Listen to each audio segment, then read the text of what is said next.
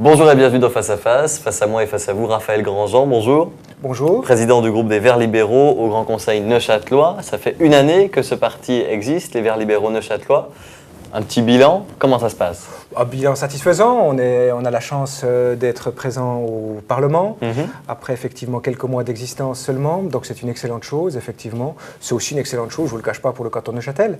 Un canton de Neuchâtel qui a effectivement plébiscité les Verts libéraux neuchâtelois, qui ont une vision peut-être un peu plus progressiste sur certains sujets, qui voient l'écologie... Que les Verts ou que les libéraux? Peut-être même des deux tendances, des deux tendances, parce qu'effectivement sur les questions écologiques, on a une vision assez libérale. Donc peut-être un peu moins progressiste que les Verts? Oui, ça dépend sur quoi, n'est-ce pas? Parce qu'au niveau du positionnement des Verts et de l'écologie, on y voit parfois une certaine tendance à renier l'homme, ou en tout cas à le considérer comme nuisant, alors que les Verts libéraux, ou la tendance du centre-droite de l'écologie, elle voit cela plutôt comme un atout, voulant faire avec l'homme et pas contre l'homme. Et si on compare aux libéraux, en quoi vous êtes plus progressiste que les libéraux alors, que le PLR? Sur les questions de société, probablement. Sur plusieurs questions de société, on a une vision peut-être un peu plus progressiste. Après, sur les questions économiques, on a quand même des tendances assez proches, pour autant qu'elles concernent l'emploi et en particulier l'entreprise au sens humain du terme. Vous disiez que c'est un plus pour le canton de Neuchâtel. Ça se voit comment concrètement? Ça se voit déjà par les résultats. Des résultats qui ont été positifs. Les Verts libéraux neuchâtelois ont été fondés au mois d'octobre de l'année dernière, et puis après quelques semaines d'existence, c'est vu effectivement au Parlement avec 5 députés. Donc en ce sens, on peut effectivement faire un parallèle et se dire que ça a été attendu et que ça a été même souhaité par la population. Pas encore de résultats concrets dans une loi sur le terrain, j'imagine. Vous êtes trop jeune, c'est ça? Alors, il y a des motions qui sont déposées, la législature ayant commencé au mois d'avril de cette année. C'est encore trop tôt pour effectivement déposer des lois. Pour les influencer, certainement, on a eu l'occasion effectivement de faire basculer sur un ou deux sujets. Je pense en particulier au financement des partis politiques, où là on a pu effectivement influencer positivement afin de tenter de rapprocher la population de ces institutions. Pour l'égalité du financement ou s'en rapprocher, c'est ça? Pour plus de transparence dans le financement des partis politiques. C'est une loi qui a été effectivement votée au Grand Conseil dernièrement, et du fait que nous avons pu y participer en tant que parlementaires, on a eu la possibilité effectivement de pouvoir faire basculer pour plus de transparence dans le financement des partis pour les campagnes électorales, pour les votations. Bon, vous n'avez pas grand-chose à cacher, vous avez un petit budget, vous êtes encore un petit parti. C'est pour ça que vous prônez autant la transparence? Parce que chez vous, le ménage est fait? Je crois qu'il faut vivre avec son temps. Et puis, on est dans une société où, effectivement, il y a plus de transparence. C'est vrai que ces partis, ou plutôt ces réflexes conservateurs, je pense que c'est d'un autre temps. Et la population, c'est de notre responsabilité en tant que parlementaire, en tant qu'homme politique aussi, de pouvoir la rapprocher des institutions et de pouvoir faire ce lien entre effectivement les élus et la population. Les analystes politiques disent que les Neuchâtelois aiment bien élire à droite mais voter à gauche. Là, vous jouez sur tous les tableaux en fait. Non, je ne crois pas qu'on joue sur tous les tableaux. On est au centre droit, on a toujours prôné la politique du bon sens, et en ce sens, on essaie de faire une politique, effectivement, du bon sens, qui évite les clivages et qui évite de se positionner toujours d'un côté ou exclusivement d'un côté, mais d'être aussi capable de regarder de l'autre côté de l'échiquier politique et de se dire qu'il y a aussi, effectivement, de bonnes idées et des idées qu'il faut soutenir. Vu de l'extérieur, on se faisait un peu du souci pour le canton de Neuchâtel. Il y a quelques années surtout, il y avait quelques tensions, on se demandait si ça n'allait pas finir comme Genève. Est-ce que maintenant vous pouvez nous rassurer, tout est apaisé dans la politique neuchâteloise? Vous savez, tout passe. Ce qui est vrai aujourd'hui ne le sera plus forcément demain, ce qui était vrai hier ne l'est plus forcément aujourd'hui, ne le sera plus certainement demain. Mais maintenant, apaisé? Aujourd'hui, en tout cas, on a effectivement un gouvernement qui souhaite travailler, qui souhaite aller dans le sens effectivement dans le sens d'une politique un peu moins spectacle, ou en tout cas avec moins d'affaires comme celle qu'on a pu voir effectivement ces dernières années. Donc plutôt confiant plutôt confiant. Maintenant, c'est vrai que c'est les dirigeants politiques qui doivent aussi se responsabiliser. On a vu un certain nombre de problèmes qui sont aussi des erreurs de casting, comme on peut en voir ailleurs. Et ces erreurs de casting, c'est de la responsabilité des partis politiques de pouvoir présenter effectivement des candidats de valeur, de qualité, qui ont aussi le savoir-être et pas uniquement le savoir-faire. Vous savez, en tant que chef d'entreprise, je suis sensible et j'ai toujours été très sensible au savoir-être des individus, considérant qu'avec le savoir-être, on peut acquérir le savoir-faire, mais que si on n'a que le savoir-faire mais pas le savoir-être, ça serait effectivement difficile d'acquérir le savoir-être. Donc il y a des gens qui sont inutilisables, c'est ça? S'ils n'ont pas le savoir-être, ils sont fichus? Je dirais que le savoir-être, c'est clé, effectivement, et c'est clé en politique, c'est clé à d'autres fonctions dirigeantes, qu'effectivement, avec le savoir-être, on arrive à faire passer probablement plus facilement des idées, et puis on a effectivement aussi une conscience de la collectivité, ou en tout cas de l'intérêt général, qui est probablement plus marquée qu'avec uniquement le savoir-faire. Bon, vous savez à qui on pense, avec ça, on pense le gris. Alors vous pouvez penser le gris. C'est exactement ça. Hein. Ouais. Personne ne lui reproche vraiment son savoir-faire. Par contre, tout le monde a beaucoup à dire sur son savoir-être. Probablement. Enfin, je ne suis pas venu sur votre plateau pour parler de Le Gris, surtout que je suis... Non, mais puisque vous parlez de savoir-faire, savoir-être, ça résonne chez nous quand même. Probablement, mais après, c'est le genre de choses qui peuvent être également, je présume, mis en évidence dans d'autres cantons. Il est vrai que les problèmes de savoir-être, on les voit partout, qu'il s'agisse de la politique, mais aussi dans les entreprises, peut-être même parfois dans la rue. Enfin, voilà, les questions de savoir-être, c'est effectivement de véritables questions. Et les partis politiques, lorsqu'elles décident de mettre en liste l'un ou l'autre de leurs candidats, elles doivent effectivement se préoccuper davantage peut-être, elles devront se préoccuper davantage du savoir-être, de la capacité de l'homme politique à fédérer, à faire passer une idée. Les cantons, donc Neuchâtel et les autres, auront un grand défi ces prochaines années, c'est l'application de la loi sur l'énergie. Et là, vous avez probablement un rôle très important à jouer en tant que Verts libéraux. À Neuchâtel, ça va être quels défis concrètement qui vont devoir être relevés pour l'application de cette nouvelle loi?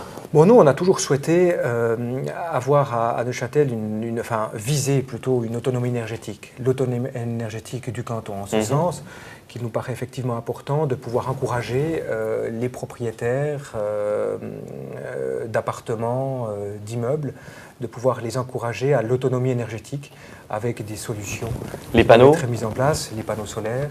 Et il y a d'autres choses. Pour le canton de Neuchâtel, il y aura effectivement les éoliennes, une votation qui aura lieu l'année prochaine.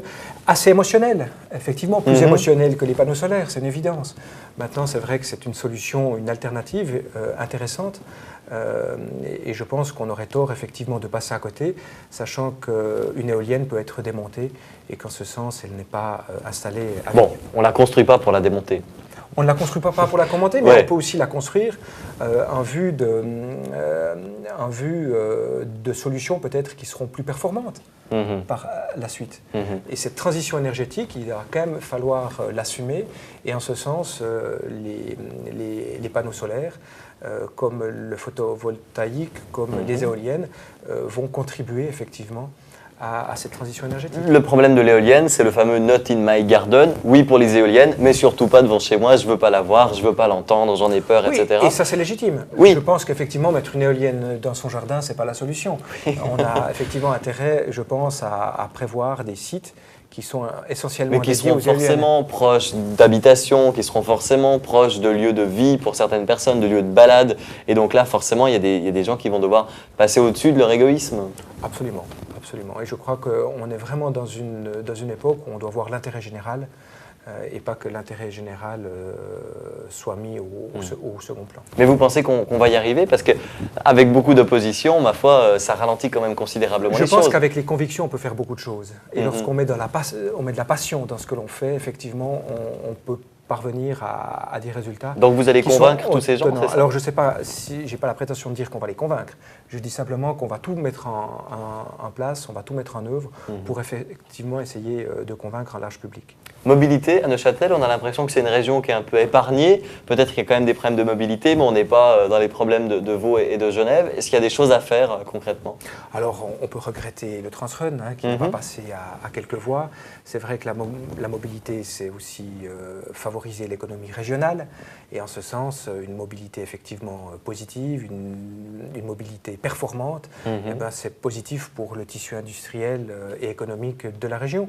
Alors oui, il y a des projets aujourd'hui qui sont en vue. Le Grand Conseil a voté un crédit dernièrement qui va relancer effectivement un Transrun bis. Là aussi, je pense que la responsabilité des politiques est pour beaucoup, et en particulier du précédent gouvernement qui a vraisemblablement pas réussi à vendre le Transrun comme il aurait dû le vendre. On a beaucoup de Neuchâtelois qui vont travailler à Lausanne, qui vont travailler à Berne. Ça peut être relativement pratique aussi grâce à cette mobilité qui ne pose pas problème. Ça, c'est un risque. On en avait très peur il y a une dizaine d'années, un peu moins maintenant. Qu'est-ce que vous voyez comme développement économique, comme place de travail à Neuchâtel pour éviter que Neuchâtel devienne le lieu périurbain pratique? Mais vous savez, Neuchâtel, aujourd'hui, a la chance d'avoir une industrie parmi les plus performantes au monde. On a de précision, l'industrie de précision, mécanique de précision, dans le canton de Neuchâtel, et beaucoup nous ont enviés, et beaucoup continueront à nous envier.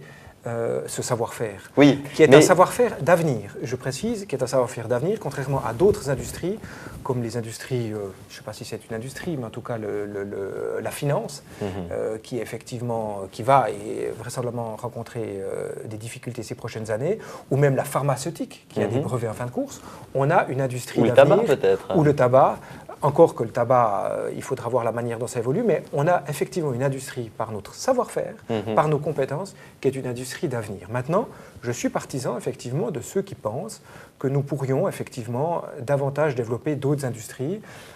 Lesquelles par exemple? Alors les industries, toutes les industries qui touchent de près ou de loin aux nouvelles technologies, puis en particulier à l'écologie. La domotique, on a des centres de recherche qui sont importants maintenant avec l'arrivée de l'EPFL dans le canton de Neuchâtel. Donc là aussi, il y a toute une série d'industries qui doivent être développées.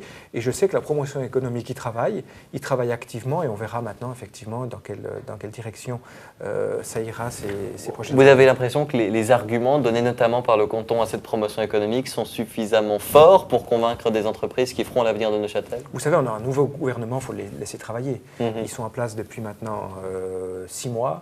Mais ils sont conscients de ça, vous avez l'impression? Je pense qu'ils le sont, oui, parce qu'à chaque crise conjoncturelle, on a subi, entre guillemets, les conséquences. Alors, ça dure jamais trop longtemps. Je ne parle pas des crises avant les années 90. Celle de 2009, elle n'a pas duré heureusement longtemps. Vous avez eu pendant effectivement 6 mois, une année, quelques difficultés, mais ensuite, c'est rapidement reparti. Tant mieux, mais on voit bien qu'il nous faut effectivement pouvoir trouver des solutions à ces crises conjoncturelles, tout en sachant, et ça j'en suis absolument convaincu, qu'il s'agit d'une économie durable, qu'il s'agit d'une économie d'avenir, puisque la micromécanique, l'horlogerie, le luxe, c'est quelque chose qui va effectivement durer. Et là, si on prolonge la discussion, on peut parler du Made in Suisse, le luxe, particulièrement à Neuchâtel. Ça, c'est une question de politique fédérale, par contre.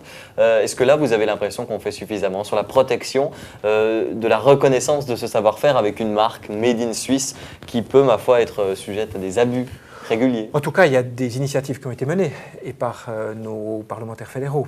Donc, en ce sens, des initiatives ont été menées. Maintenant, il faudra voir ce que ça mènera concrètement.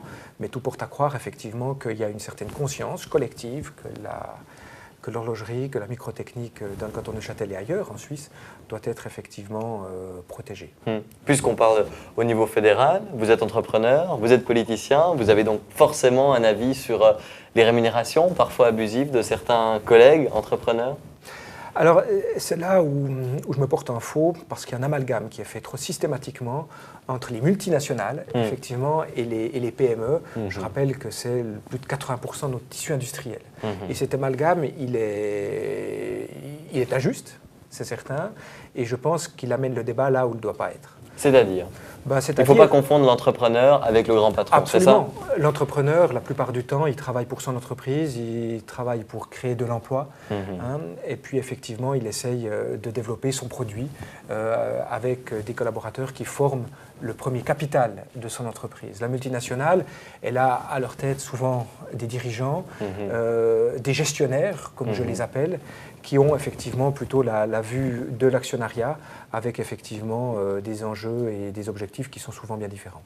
Vous avez cette vision de l'entrepreneur visionnaire et du gestionnaire. C'est quelque chose qu'on entend beaucoup au sommet des entreprises. Je veux incarner une vision ou alors je veux juste être un gestionnaire. Vous voyez, vous, comme un entrepreneur visionnaire? Alors, oui, je pense qu'il y a un certain nombre de gestionnaires qui ont aussi une vision. Mais c'est vrai que l'entrepreneur qui a créé son entreprise, qui porte son entreprise, qui est face à de multiples défis, qui tente de résoudre des problèmes dans son entreprise quasi quotidiennement, effectivement, qu'il n'a pas la même vision, ou en tout cas le même rapport à son entreprise que le gestionnaire qui a été placé là par le conseil d'administration. Didier Burkhalter à la tête de la Confédération, c'est une bonne nouvelle pour Neuchâtel? Oui, c'est une bonne nouvelle. Comme on a eu d'autres, on a eu 7, sauf erreur, conseillers fédéraux, président de la... plus de conseillers fédéraux, sauf erreur, mais président de la Confédération. Donc effectivement, c'est une excellente chose, mais c'est là aussi on voit que dans le canton de Neuchâtel, qui est un petit canton, 170 000 habitants, on a des ressources qui sont inouïes et des ressources méconnues. Et c'est vrai que est-ce qu'il représente bien le côté dynamique dont vous nous parliez de Neuchâtel, Didier Burkhalter? Est-ce qu'il donne à ce niveau-là une image positive du canton? Alors, je pense qu'il ne donne en tout cas pas une image négative. Il donne un savoir-être incontestable et un savoir-faire, on en parlait tout à l'heure. Il est très droit, personne ne dira jamais le contraire. Voilà. Mais sur le côté dynamique de Neuchâtel? Alors, sur le côté dynamique, vous savez, la diplomatie, est-ce qu'on attend de la diplomatie qu'elle soit dynamique? Je ne suis pas certain. Je suis pas certain. On attend qu'elle soit à sa place, qu'elle puisse convaincre et puis qu'elle puisse faire un travail de fond. Donc je pense qu'il faut savoir mettre les personnes là où elles sont compétentes, où elles peuvent apporter de la valeur ajoutée. Et en ce sens, je pense effectivement que Didier Burkhalter est un excellent conseiller fédéral et il saura effectivement mener la diplomatie avec un certain nombre de compétences et de savoir-faire. Raphaël Grandjean, vous êtes un entrepreneur de talent. Ce succès des Verts libéraux, c'est un succès politique. On pourrait imaginer que vous voyez un peu plus haut. Berne, par exemple, on vous y verra? Vous savez, lorsqu'on a des convictions, lorsqu'on a des idées, lorsqu'on souhaite résoudre des problèmes de société par l'innovation, apporter quelque chose à son canton, effectivement, qu'on souhaite les faire porter par le plus largement possible. Avec le plus d'écho possible. Avec le plus d'écho possible, et en ce sens, effectivement, je ne peux pas exclure d'autres responsabilités par la suite. Mais ça sera avant tout la décision d'un parti, et on verra ensuite ce que l'avenir nous réserve, aussi au sein de mes entreprises, qui se développent effectivement très bien, vous l'avez dit. Vous allez devoir vous déchirer le cœur, vous allez devoir choisir un moment ou un autre, vous savez. Oui, mais j'ai déjà choisi, vous savez, je fais partie de ces entrepreneurs qui aiment déléguer. Donc à partir de là, vous lâcherez votre bébé. Un certain nombre de collaborateurs et de compétences, de directeurs, qui sont tout à fait capables de pouvoir gérer l'entreprise, peut-être même mieux que je ne la gérais, ou mieux que je ne la gère. Donc à partir de là, je crois que c'est, vous savez, on verra ce que l'avenir nous réserve, mais dans tous les cas, je suis effectivement passionné par ce que je fais, que ce soit au niveau de mon entreprise ou que ce soit au niveau de la responsabilité de député que j'ai pour ce canton. Bon, on se réjouit de vous suivre alors jusqu'à Berne, peut-être. Merci beaucoup Raphaël Grandjean, président du groupe Verts libéraux au Grand Conseil neuchâtelois. Merci. Merci à vous.